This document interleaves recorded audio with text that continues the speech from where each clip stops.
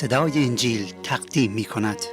مطالعه و بررسی رساله حضرت پولس رسول به فیلیپیان، 11مین قسمت از انجیل مقدس.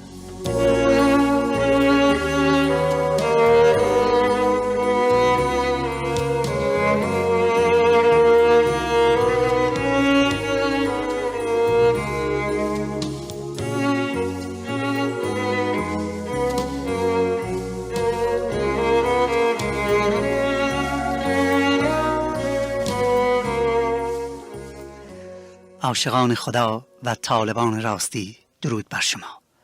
امیدوارم که در عنایات و رحمت خداوندی شاد و سلامت باشید و آماده شنیدن پیام آسمانی و پیام حیات بخش خدا یکتا، پدر پرمحبت و آسمانی باشید.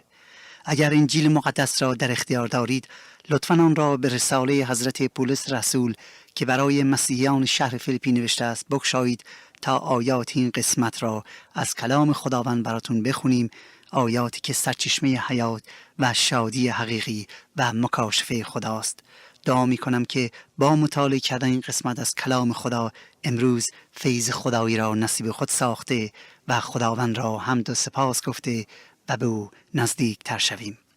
عرض کنم خیلی از مسیحیان این رساله را به رساله شادی می خوانند و البته باید گفت که اگرچه اساس پیامان شادی می باشد، اما کلمه و نام عیسی مسیح بیش از 40 بار در این رساله کوچک ذکر شده است.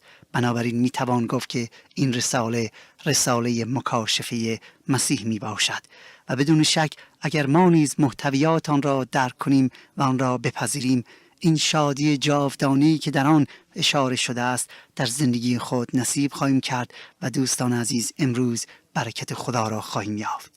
حضرت پولس این رسول برجسته عیسی مسیح در حالی که به خاطر بشارت انجیل مقدس و ایمان به خدای یکتا در زندان روم اسیر بود و عمرش را به سر می آورد و منتظر شهید شدنش بود، این رساله را با الهام الهی و هدایت روح القدس برای مسیحیانی که در شهر فیلیپی که در شمال یونان امروزی واقع شده و در آن زمان جزو مستعمره دولت روم بود می نویسد.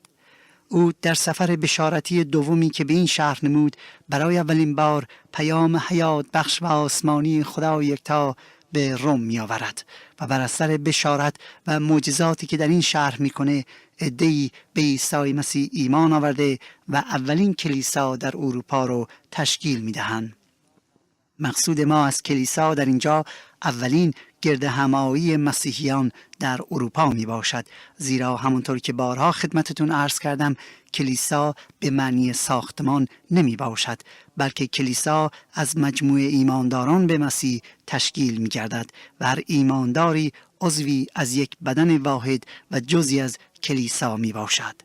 سالها پس از مسافرت خود به این شهر، رسول خدا کماکان رابطه معنوی خود را با ایمانداران حفظ می کند و در نتیجه دوستی و محبت بین رسول خدا و اعضای این کلیسا بسیار شدید بود و محبت آنها را به هم متحد ساخته بود، به طوری که حضرت پولس آنان را مثل فرزندان خود می‌دونه و این رساله را در حقیقت از آن جهت می‌نویسد تا از دوستی و محبت و وفاداری آنان سپاسگزاری کند و راز محبت عمیق عیسی مسیح را بر آنها آشکار ساخته و از آنان دعوت کنه که در شادی حقیقی که از جانب خداست همیشه ساکن باشند و عمر خود را در تسلی خدا به سر بیاورند.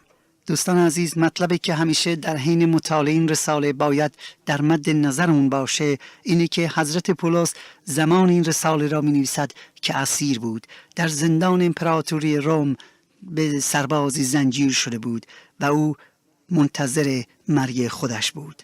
وضع زندگیش بسیار ناهنجار و غیر قابل سکونت بود.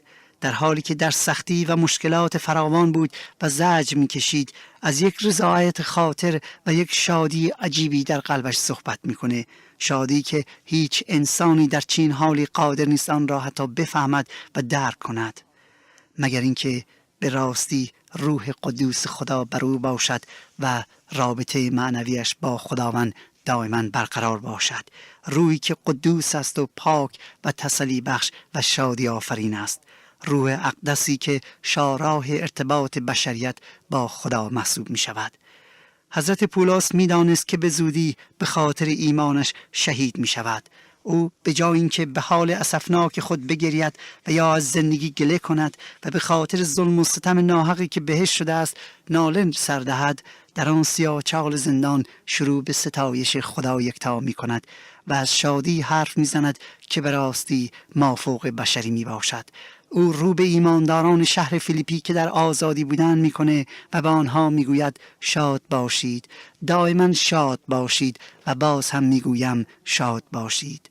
راستی چه چیزی میتواند در چنین حالت و موقعیت تأسف آوری عامل شادی انسان باشد؟ چه چیزی میتواند فکر ما را از مرگ دور کند، آن هم در لحظاتی که میدونیم با آن روبرو هستیم و به جای ناراحتی شادی به ما ببخشد؟ این رساله به ما نشان میدهد که به راستی ما به ایمانمون به عیسی مسیح میتونیم امروز چنین شادی رو نصیب خود کنیم. ما با مسیح زنده مشارکت و مصاحبت داریم، میتوانیم حضور او را در تمام مراحل زندگیمون دیده و بدانیم که چون که مسیح با ماست حضور او شادی و تسلی میبخشد، شادی که در رابطه انسان با خدا یافت میشود، شادی که ثمره کار خدا در عیسی مسیح برای من و شما می باشد، شادی که بر اثر رستاخیز عیسی مسیح از مردگان نصیب هر ایماندار میشه، شادی که بر اثر تسلیم شدن و وقف کردن زندگیمون به یگانه منجی زنده بشریت یعنی عیسی مسیح نصیبمون میشه. و دوستان عزیز، دائما این است که شما نیز نه فقط با مطالعه این قسمت از کلام خدا متوجه این شادی الهی و جاودانه بشید، بلکه با ایمان آوردن با آن امروز این شادی خداوندی را نصیب خود کنید.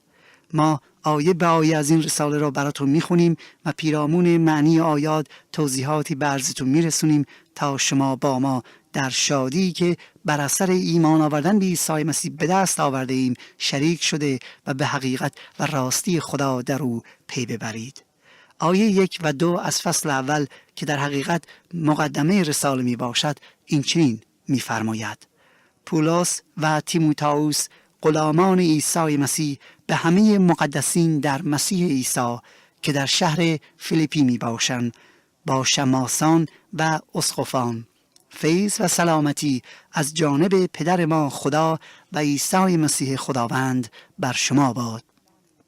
مطابق رسم آن زمان هر رساله و یا نامه‌ای نویسنده می بایستی اول خود را معرفی می کرد تا مردم دریابند که چه کسی داره به آنها نامه می نویسه و یا با آنها صحبت می کنه.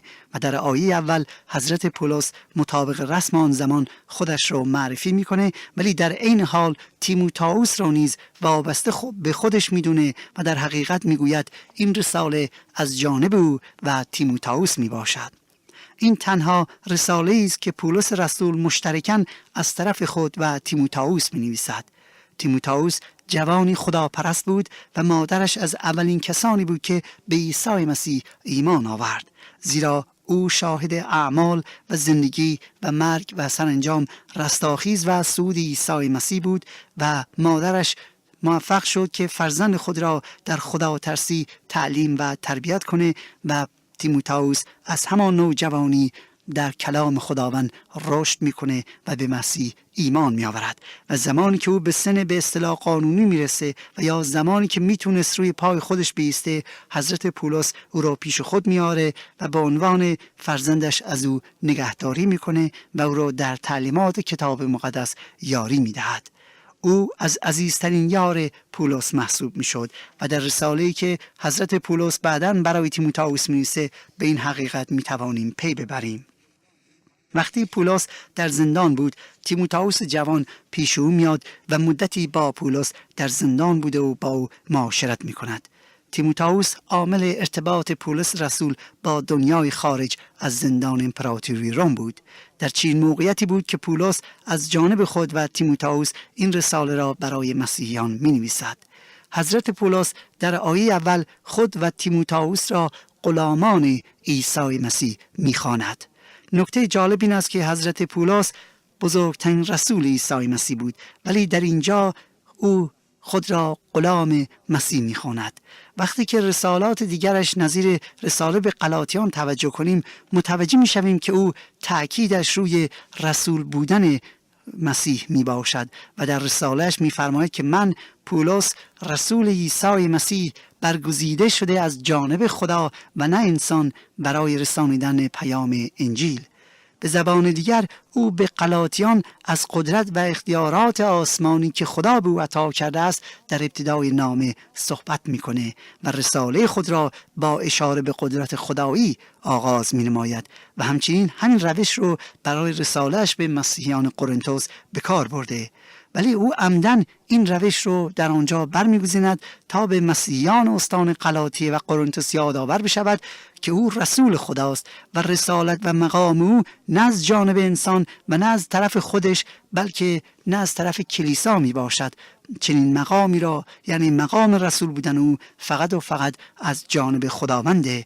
این خدا بود که پولس را برگزید و این خدا بوده که به او پیام داده تا رسول او باشد. پولس دشمن مسیح و مسیحیت بود. پولس زمانی از بزرگترین عامل جفا به کلیسای مسیح و مسیحیان محسوب می شد. زمانی در پی آن بود که هر مسیحی رو که پیدا کنه آنها را به زندان بیاندازه و اذیت و آزار کنه، کما اینکه موفق میشه خیلی از مسیحیان شهر اورشلیم و نواحی آنجا را آواره و یا زندانی کنه و حتی به قتل برسانه. او دشمن سرسخت مسیحیت بود، زیرا او یک یهودی بسیار متعصب و رهبر دینی بسیار خودخواهی بود که نمیتونست بپذیری که ممکنه مسیح موعود آمده و خودش از قافله عقب مونده. نمیتونست بپذیری که ممکنه در اشتباهه و اینکه مذهب یهود عامل نجات بشریت نمی باشد. برای همین بود که قسم خورده بود تا آنجا که میتونه به ضد مسیحیت فعالیت کند و در حالی که به خاطر همین هدف به سوی شهر دمشق در حرکت بود، ناگهان عیسی مسیح زنده در راه دمشق به او و اطرافیانش ظاهر میشه و در برابر همراهانش او را بر اثر پر نور جلال خودش به زمین می اندازه و از پولس صورت خیش را به خاک می افکند و مسیح زنده به او ظاهر شده و با او صحبت می کنه و می گوید که ای پولس چرا بر من جفا می کنی؟ و بعد او را برمیگزیند و میگوید ای پولس من تو را برمیگزینم تا ظرف و پیاله من باشی، تا رسول من برای امتها باشی، تا پیام آور انجیل به مردم جهان باشی. پیامی که تو در برابرش تا به حال مقاومت کردی اکنون تو خود حامل آن خواهی بود. خدا پولس را برمیگزیند تا رسول خاص مسیح بشود. ولی پولس احتیاجی ندارد که در اینجا مقام رسول بودن خود را به مسیحیان شهر فیلیپی یادآور شود، زیرا آنان هیچگاه به مقام و منزلت او شک و تردیدی نداشتند. در عوض او خود را غلام مسیح می‌خواند، غلام حلقه به گوش او، و بدین وسیله روی یک اصل بسیار مهم تأیید میکنه و آن اینی که من لیاقت رسول بودن مسیح رو ندارم. لیاقت این را ندارم که معلم شما و پیام آور او باشم. من حتی لیاقت این را ندارم که به خاطر نام مسیح زندانی شوم و در راهش جفا کشیده و شهید شوم. این را افتخار بس عظیم می دانم که خدا به من عطا کرده است. من غلام نالایق او هستم، زیرا هرچه هستم همش به خاطر اوست. از او آن را گرفتم، در خود چیزی ندارم که به آن فخر کنم.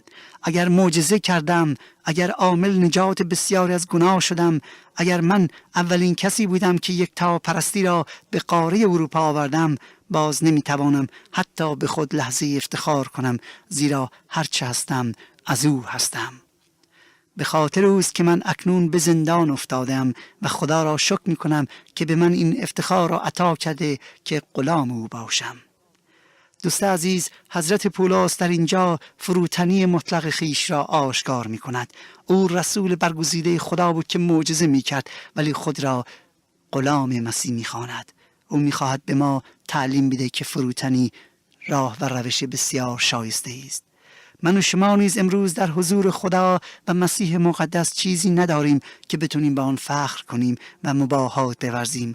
همه ما گناهکارانی هستیم که از نظر خدا محکوم به مرگ می باشیم. اما دوست من، خداوند فیض خویش را در عیسی مسیح به ما بخشیده است. به وسیله فیض مسیح امروز من نجات پیدا کردم و به وسیله فیض او امروز من تقدیس شده و پاک شدم. و پولس امروز شما را نیز دعوت می کند که بیایید پاک و مقدس شوید. او ایمانداران شهر فیلیپی را مقدسان می خواند. می دانید چرا؟ چون آنان از جانب خدا بخشیده شده و تقدیس شده بودند. برگزیده شده بودند تا برای خدا در آن شهر زندگی کنند. آنان از دنیا جدا شده و دعوت خدا را پذیرفته بودند. جدا شده برای زندگی کردن مطابق خواست و رضای خدا. دوستان عزیز، نسل بشریت امروز از نظر خدا به دو دسته تقسیم شدند: مقدسان و غیر مقدسان. مقدسان یعنی ایمانداران به مسیح، و اما ایمانداران به مسیح از آن جهت مقدس نمیشن که شایسته آن می باشند. آنها به این خاطر که در خانواده متدینی تولد شده و یا اینکه اعمال مذهبیشون آنها را مقدس کرده است، مقدس خوانده نمیشوند. خیر، ما مسیحیان، یا بهتر بگویم همه ایمانداران به مسیح، گناهکارانی بودیم که مورد لطف و فیض خدا قرار گرفتیم. گناهکارانی بودیم که محکوم به مرگ، اما به دعوت خدا لبیک گفتیم و با ایمان آوردن به لطف و فیض خدا در عیسی مسیح بخشش گناهان را از خداوند دریافت کردیم. خدا ما را به خاطر فیض خود بخشیده، ما را پاک کرده و ما را برای زندگی مقدسی فرا خوانده است و این تقوا و بخشش را فقط و فقط به خاطر فیض خداوند دریافت کرده ایم. فیضی که در عیسی مسیح به ما عطا شده و نصیبمون گردیده است. مقدسین خدا به معنی کسانی که برای مقاصد الهی به کار برده می شوند، کسانی که از دنیا جدا شده و برای خدا برگزیده شدند، یعنی کسانی که حاضر شدند زندگی گناه و نکبتبار آلوده خودشون رو ترک کنند و از این پس برای خدا زندگی کنند، یعنی در اراده و مقصود خدا قرار گرفته، هدف و مقصود نهایی زندگیشون خدا باشد و سلام. اگر توجه کرده باشید، حتی ظروف‌های مسی یا نقره‌ای یا طلایی و حتی ظروف‌های خاکی در عبادتگاه یهود مقدس محسوب می‌شدند. می‌دونید چرا؟ آیا به خاطر جنس و شکل ظرف بود؟ نه، بلکه فقط به خاطر اینکه آن ظروف را فقط برای امور مذهبی مورد استفاده قرار می‌دادند، یا ساده تر بگویم آن ظروف را وقف خانه خدا کرده بودند. در نتیجه چون این ظرف‌ها جدا شده بودند برای امور مذهبی، آن ظروف مقدس محسوب می‌شدند. مقدس بودن یعنی برگزیده شدن برای خدا، و مسیحیان شهر فیلیپی برگزیده شده بودند تا نوری باشند در عالم تاریک، تا پیام آور یکتا پرستی در دنیای بت پرستی باشند، تا مژده حیات بخش خدا را به انسانهای درمانده و گناه‌آلود و محکوم به مرگ برسانند. آنان برگزیده شده بودند تا به وسیله گفتار و اعمال و نوع زندگی خداپسندانه‌شون دیگران را به سوی یکتا پرستی هدایت کنند. آنان مقدسان خدا بودند. و دوستان عزیز، امروز نیز شما می توانید جزو مقدسین خدا باشید، همان گونه که همه مسیحیان حقیقی هستند و نه مسیحیان ظاهری. یا امروز می توانید شما برگزیده خدا محسوب بشید، چون اگر خدا ما را برنگزیند، ما از همه بدبختر هستیم و زندگیمون آلوده به گناه خواهد بود. ولی وقتی خدا ما را برگزیند و یا ما به دعوت خدا لبیک بگوییم، آن وقت از گناه نفرت پیدا می کنیم و روی از دنیا برگردانیده به سوی خداوند نموده و در پی اطاعت از او و پیروی کردن از صفات و سیرت مقدس او خواهیم بود.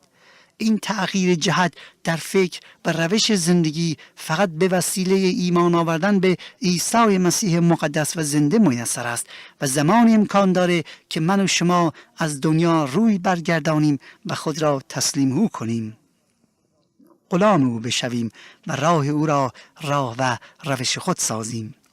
کلمه‌ای که در این آیه بایستی توجه خاص به آن مبذول داشت، در می باشد.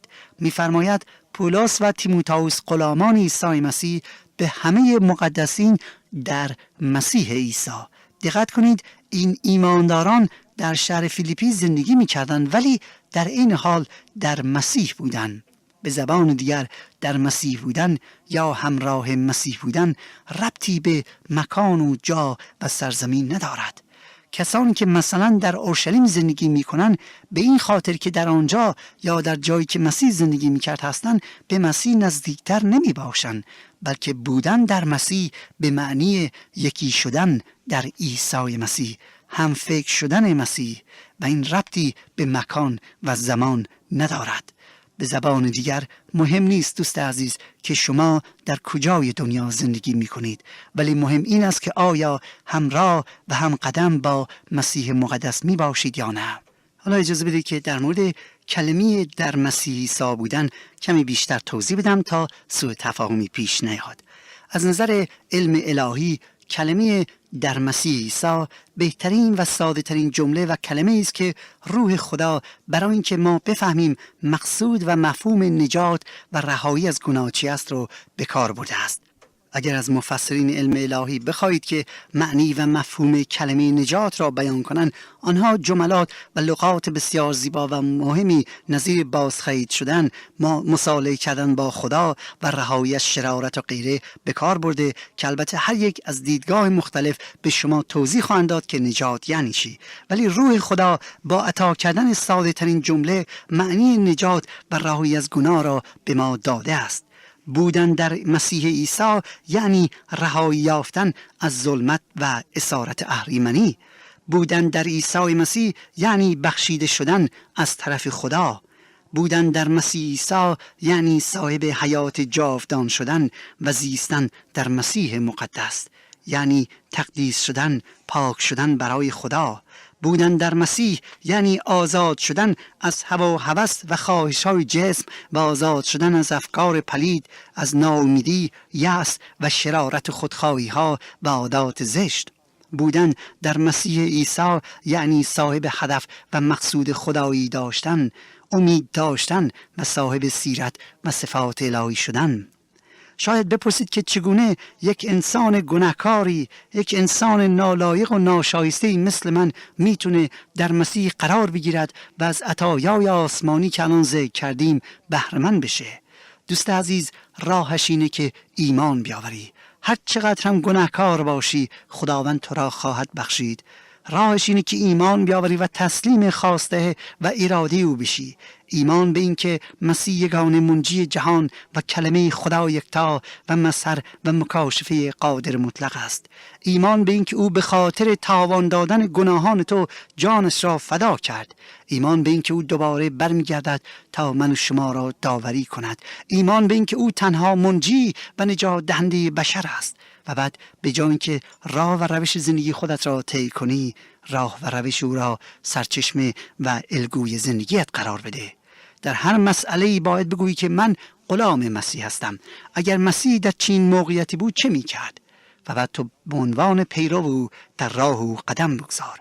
گفتار مسیح را در قلب خودت جا بده و به جای سیرت انسانی و فانی خودت سیرت جاودانی مسیح مقدس را پیشه و طریق زندگی خودت کن.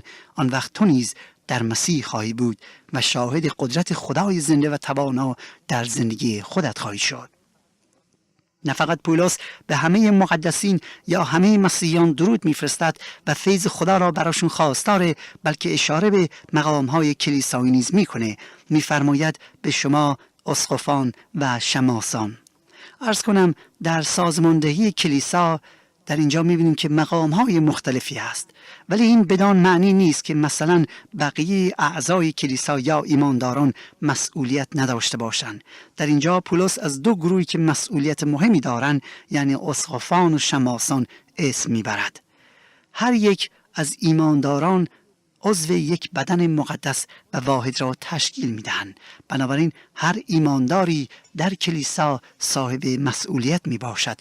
منتها بعضی ها مسئولیت های سنگین تری دارند و اسقف یکی از آن سمت ها می باشد. وظیفه اسقف نگاهداری و توجه از ایمانداران می باشد. کلمه دیگری که برای اسقفی به کار برده شده است همان شبانی می باشد.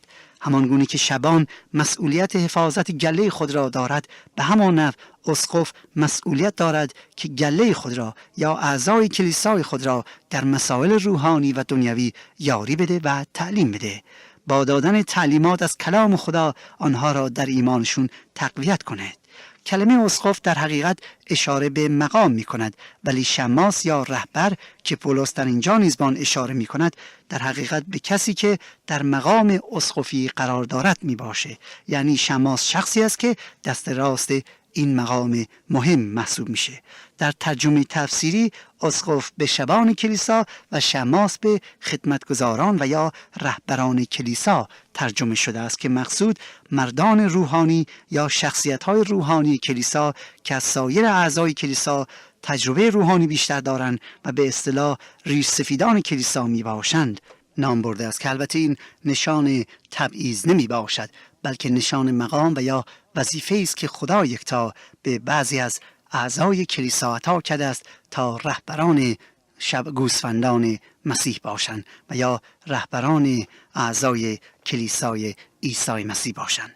چون وقت ما به پایان رسیده، اجازه میخوام که در برنامه آینده از کلام خدا بیشتر براتون بخونم. من برادر شما کشیش رضا مسعودی، تا برنامه دیگر و روز دیگر، خدا یکتا یار و یاورتان باد. آنچه شنیدید برنامه‌ای بود از رادیو صدای انجیل. خوشحال می‌شویم که با ما مکاتبه کنید و از نشریات و ادبیات ما استفاده نمایید و از طریق شبکه‌های اجتماعی فیسبوک، گوگل پلاس و یوتیوب با تایپ فارسی رادیو صدای انجیل همراه ما باشید. همچنین از طریق تلفن و ایمیل نیز می توانید با ما تماس بگیرید. آدرس ایمیل ما از این قرار است: radioenjil@gmail.com. تکرار می کنم، ایمیل ما radioenjil@gmail.com و تلفن ما 201 616 920 1791. تکرار می کنم، 201 616 920 1791. تا برنامه دیگر و روز دیگر، خدای یکتا و مسیح زنده با شما باشد. ماراناتا، یعنی خداوند به زودی برمیگردد. آمین.